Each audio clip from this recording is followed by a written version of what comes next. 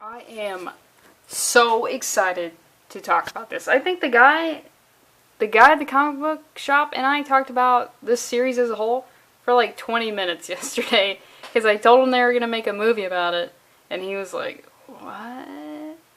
I did add this to my pull list, so if you want to see how this whole thing's going to shake out, go ahead and subscribe for me because I'm not missing a single issue of this work of genius. And you know what? Even if you don't like me, subscribe so you don't miss it. You can mute me and then unsubscribe because, you know what? I don't want anybody to miss out.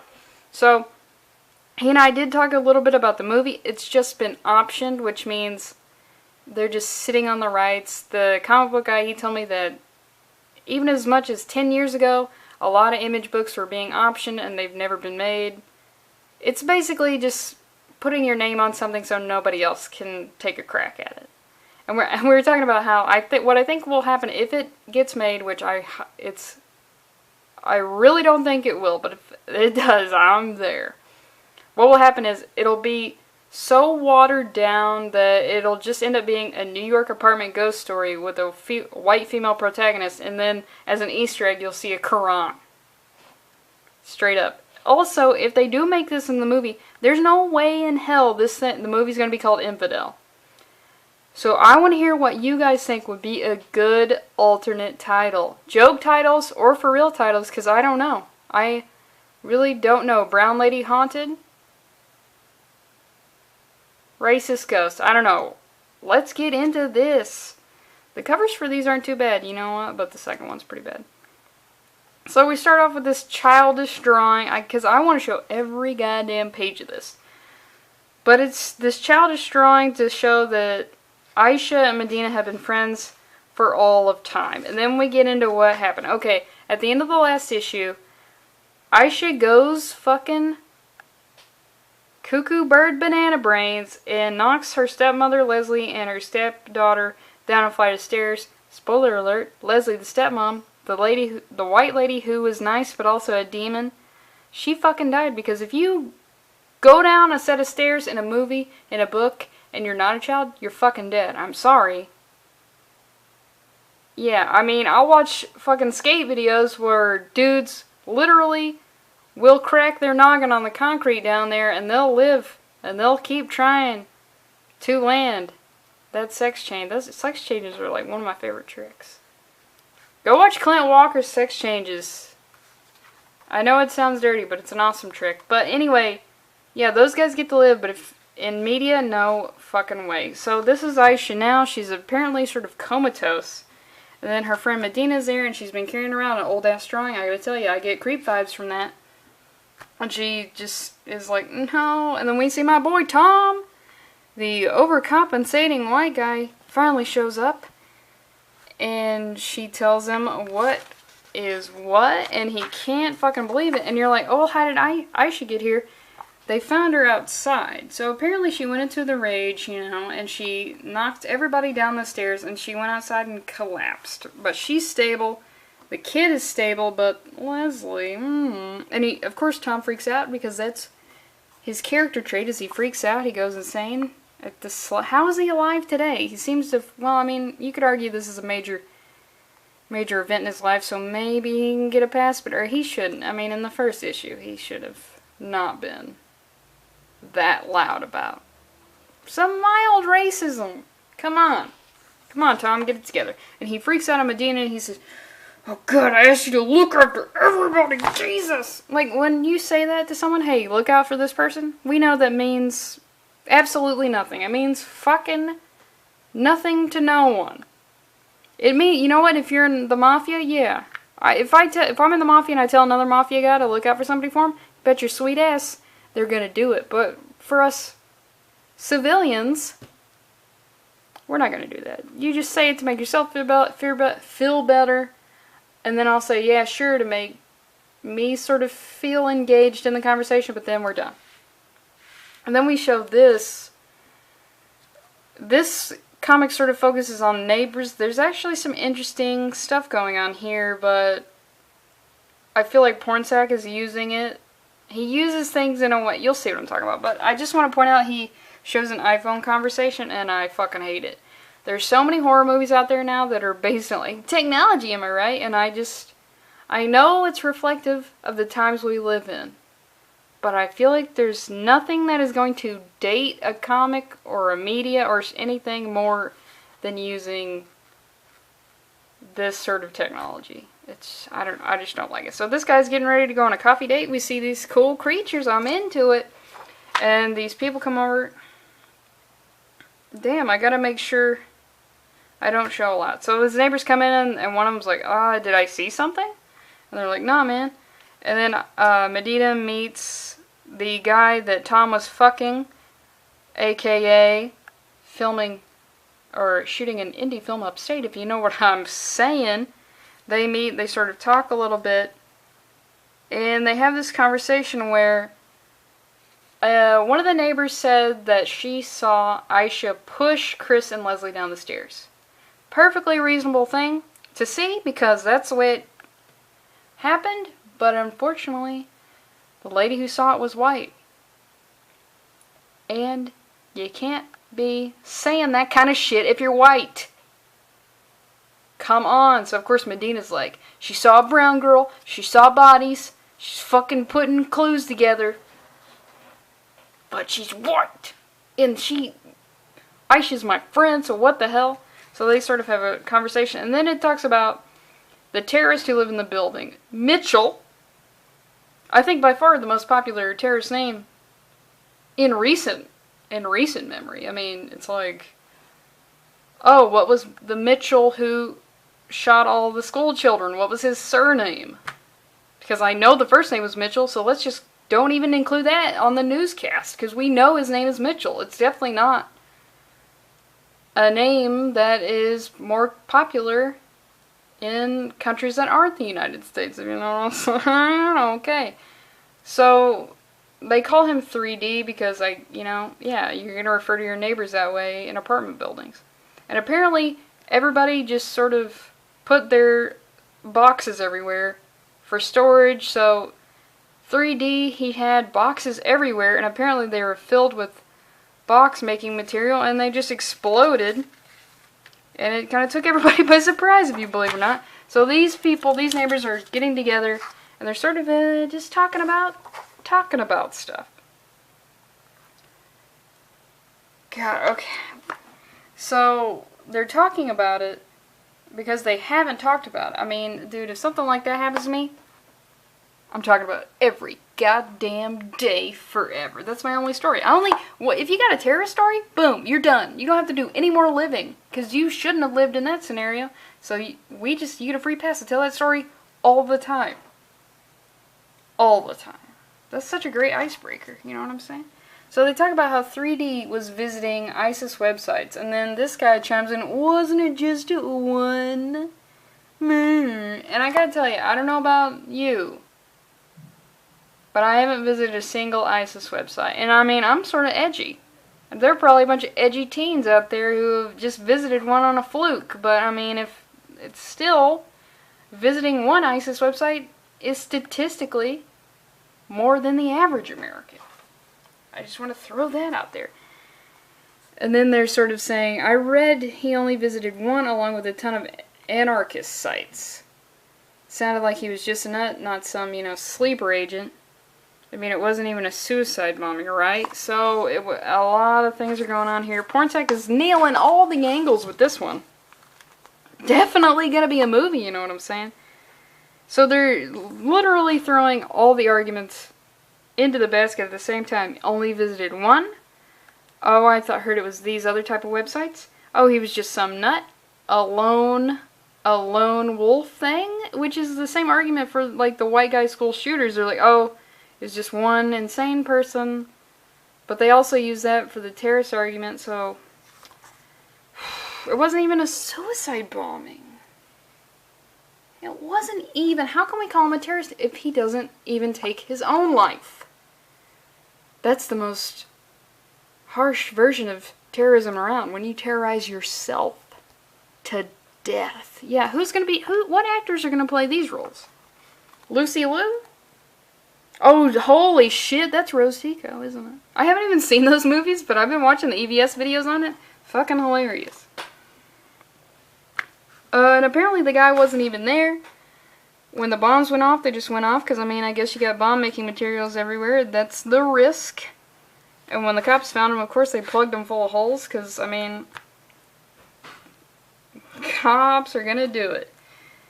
And he says, I can't believe you stayed after all that. Yeah, I guess I thought the terrorists would win if blah, blah, blah, you know? And I kind of actually like this because people will say that.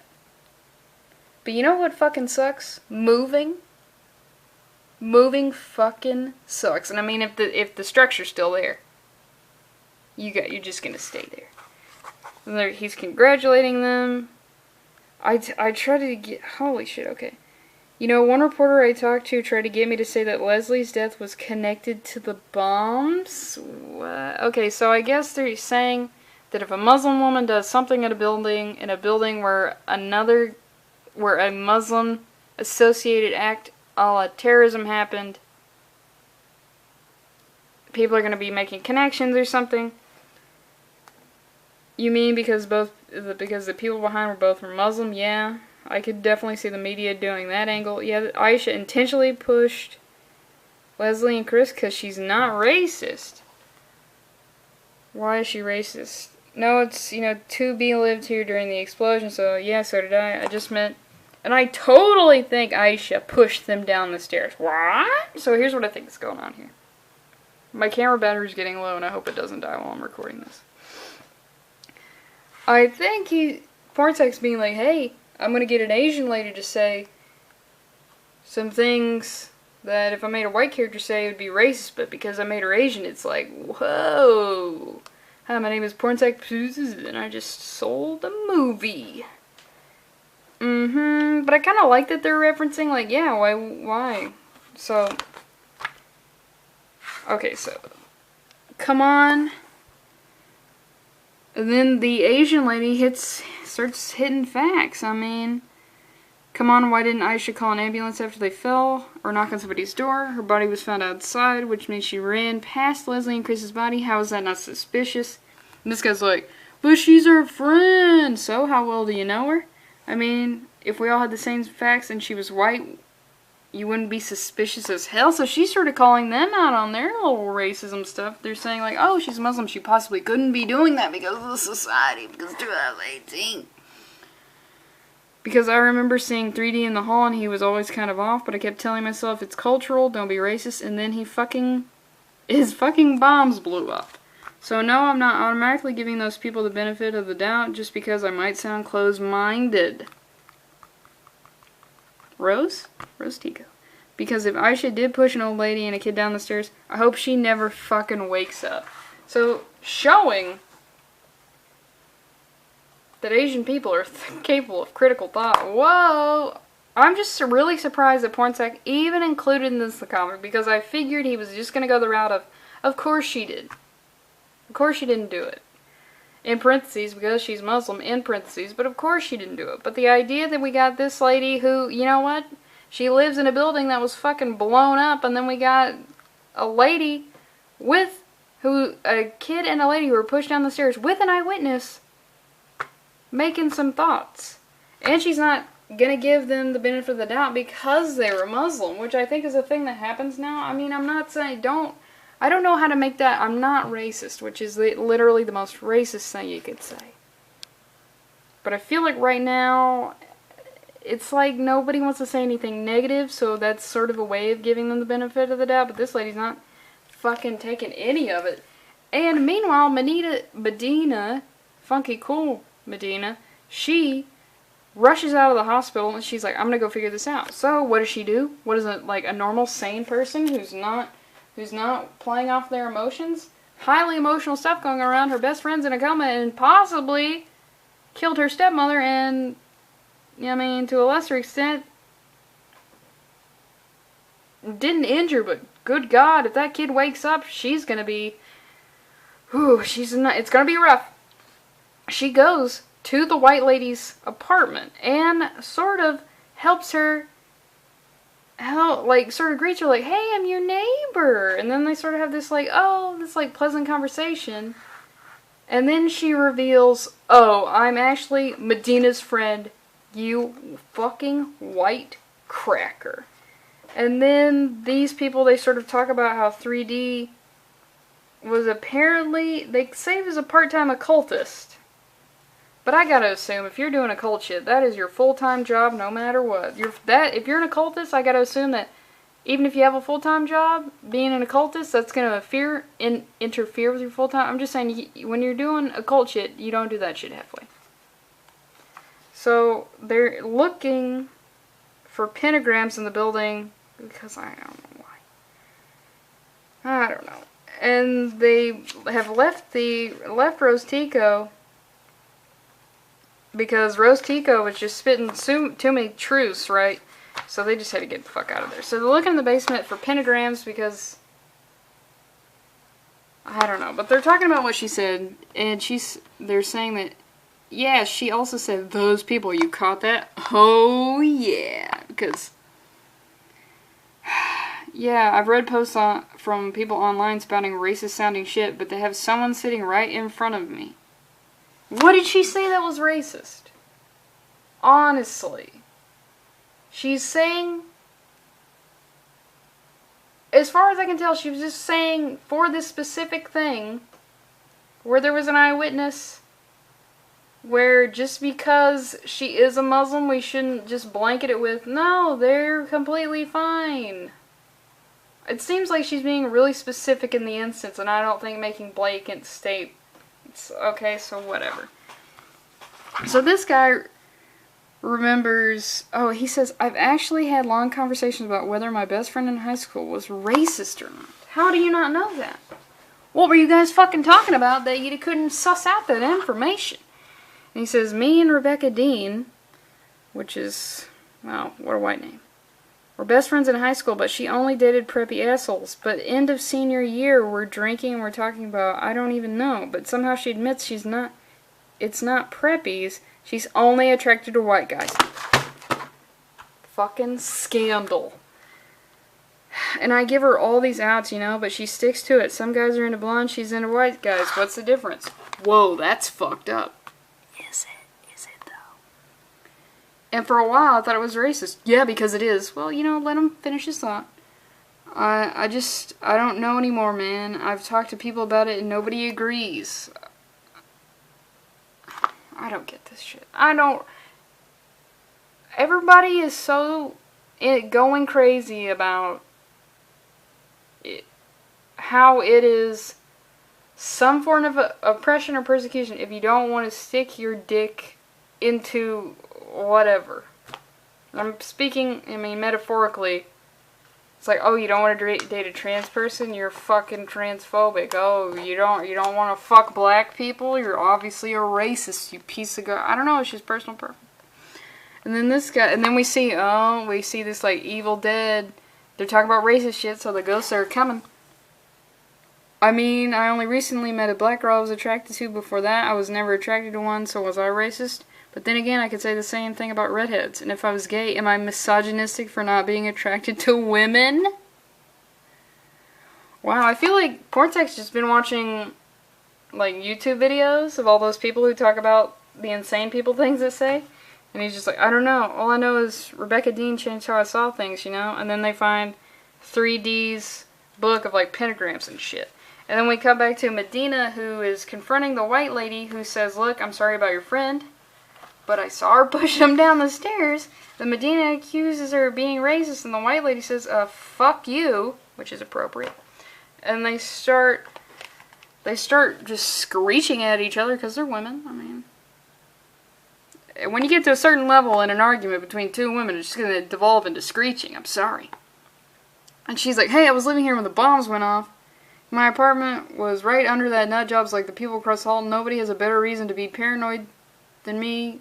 And nobody. And then, of course, we getting that ghost vision, because if you forgot, this is about ghosts that feed off of xenophobia. But when I saw your friend, I didn't treat her like a terrorist even after everything. I gave her the benefit of the doubt until I saw her push an old lady down a flight of stairs in cold fucking blood. Yeah. So, of course, that gets her a little riled up. And then we see this, and then we see this, like, holy shit. It's like it's part of the wall. That's actually very cool, but it scares her. I thought the whole thing was it would take over her body and she would kill this white bitch or something, but I don't know, it looks cool. And then it makes Aisha wake up and it looks completely traced from photos, like especially this. Like, I swear to God, I've seen, that's a picture from the internet that they just traced over. And apparently the whole comic's like that. Sometimes I can see it, sometimes I can't. But yeah, it's like, yeah, this is definitely a movie. This is definitely a fucking movie that should be played. What's the alternate titles? And then they do a thing at the end where, at least this time it's not Pornsack, bragging about all his accomplishments that he would not have had if his mother would have stayed in Thailand. Even though, God, America's so mean to Thai people with their stereotypes of their spicy food and their love of Tony Jaa.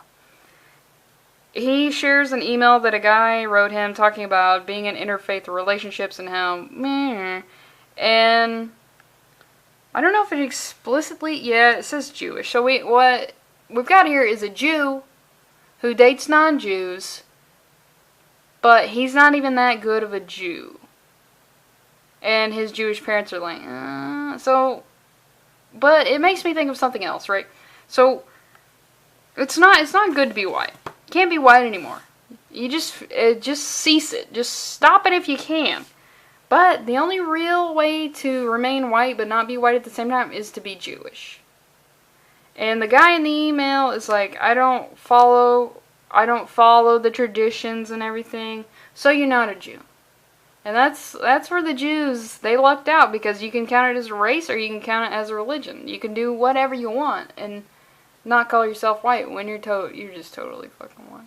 But it just, and he talks about how his family would give him shit about not being a good Jew and then dating a not Jew, and it's like, oh, very stressful.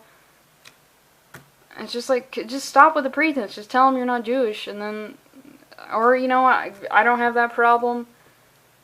I'm not one of the chosen people, but, yeah, wow. It wasn't, I'll be honest, it wasn't even that bad of a comic, because it brought up, this has some of probably the best dialogue so far, because it has real conversations, kinda. When you got Rose Tico talking about how, look, just because she's a Muslim and we're all terrified of talking ill of them these days, I'm not going to give her the benefit of the doubt, because we definitely have an eyewitness, and we all saw that she's been acting squirrely lately.